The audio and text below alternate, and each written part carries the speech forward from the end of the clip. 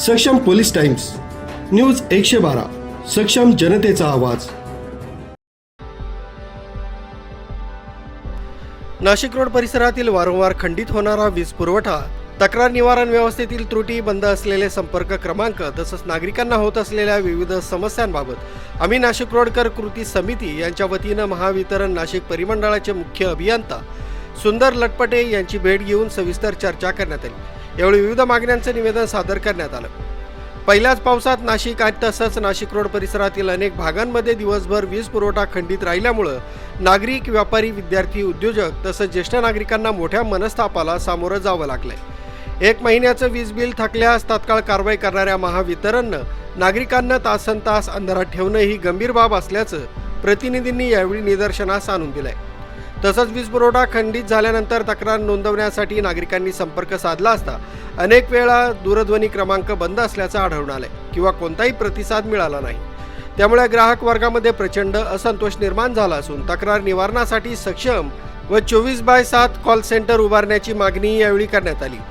निवेदनामध्ये पावसाळ्यापूर्वी वीज यंत्रणेची देखभाल, दोषग्रस्त उपकरणांची दुरुस्ती, वारंवार बिघाड होणाऱ्या भागांवर कायमस्वरूपी उपाययोजना, वीज पुरवठा खंडित झाल्यास तात्काळ माहिती देण्यासाठी प्रभावी यंत्रणा तसंच सुरळीत व अखंडित वीज पुरवठा सुनिश्चित करण्याची मागणी करण्यात आली आहे। यावेळी मुख्य अभियंता सुंदर लटपटे यांनी समस्यांची दखल घेत आवश्यक ती कारवाई करण्याचं आश्वासन दिलंय। मात्र परिस्थितीत तातडीनं सुधारणा झाली नाही, सुरळीत वीज पुरवठा उपलब्ध झाला नाही आणि नागरिकांच्या तक्रारींचं प्रभावी निराकरण झालं नाही तर नाशिक रोडकरांच्या वतीनं व्यापक जन आंदोलन उभारण्यात येईल असा इशाराही यावेळी देण्यात आलाय।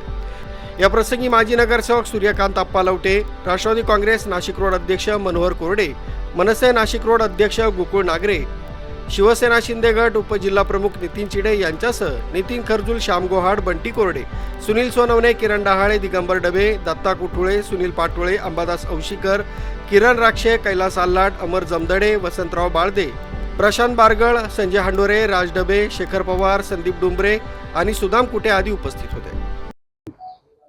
नाशिक रोड परिसरातील सर्व सामाजिक कार्यकर्ते, त्याचबरोबर सर्व राजकीय पक्षाचे पदाधिकारी कृती समितीच्या वतीनं नाशिक रोड परिसरातील 6-6, 8-8 घंटे लाईट विभाग, विद्युत विभाग बंद असल्यामुळे घराघरात लाईटी नाही। नाशिक रोड परिसरामध्ये पूर्ण रात्र अंधारात लोकांनी काढली आणि अशा या परिस्थितीमध्ये वितरण विभागाचा धिक्कार करण्यासाठी आम्ही या सर्व ठिकाणी सर्वपक्षीय पदाधिकारी उपस्थित झालो आहोत। नाशिक रोड भागामध्ये अनेक वर्षापासून पावसाळा आला की लाईटी जाता, वारा आला की लाईट जाते। शहरामध्ये अनेक ठिकाणी खड्डे करून ठेवलेले आहेत, त्या खड्ड्यांमुळे अंधार असल्यामुळे लोक अपघात होतात। विद्युत विभागाच्या या भोंगळ कारभारामुळे लोकांना अपघाताला सामोरे जावं लागतं। अशा या विद्युत विभागाचा आम्ही धिक्कार करण्यासाठी, निषेध करण्यासाठी या ठिकाणी आलो आहोत।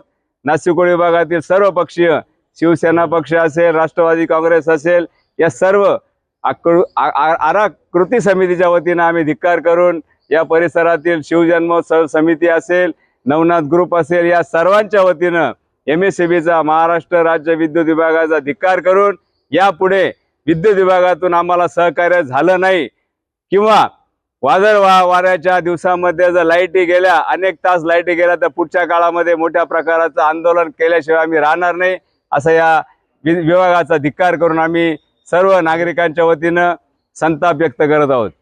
राज्य विद्युत विभागाचा धिक्कार असो, महाराष्ट्र राज्य विद्युत भवनचा धिक्कार असो। करणाऱ्या महावितरणचं करायचं काय आणि डोकं वरती पाय। न्यूज ब्युरो, सक्षम police times, news 112, Nashik road.